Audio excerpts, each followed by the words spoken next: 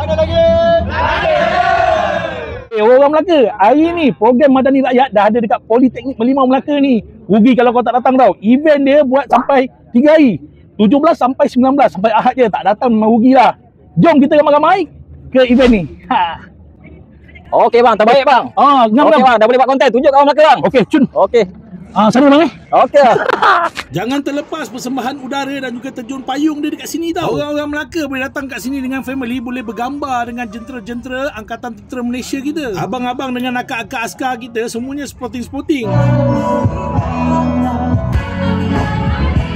Yang ini berita baik. Abang-abang JPJ kita bagi tukar helmet lama kepada yang baru tau. Banyak pengalaman kau boleh dapat kat sini. Jom kita tengok macam mana abang-abang askar kita survive dekat dalam hutan. Kalau datang tu bawa anak-anak, bawa family. Banyak yang kita boleh belajar dekat sini. Jom aku bawa kau orang tengok apa lagi yang best kat dalam ni. Dalam kemah ni dengan kerjasama Mindef, pameran-pameran dan juga info-info daripada Jabatan Kerajaan untuk kita. Dengan pameran-pameran yang ada kat dalam kemah ni, banyak ilmu yang kau boleh dapat tau. Yang nak settlekan saman dia pun boleh kat sini. Ada potongan lagi. Jangan lupa 17 Merlimau berselawat bersama dengan Raihan. 18 nanti konsert Gegar Melaka dengan artis-artis yang terkenal. Abang rela pula gunting rambut dengan percuma tau. Memang meriah event kali ni bang. Kalau tak datang rugi. Kepada kau yang tak ada kerja atau nak cari kerja, My Future Job ni, jom kita tengok. Mudah dan banyak peluang pekerjaan untuk korang. Okey geng, jangan lupa orang Melaka, 17 sampai 19 Oktober 2025, program Madani Rakyat dekat Politeknik Merlimau Melaka.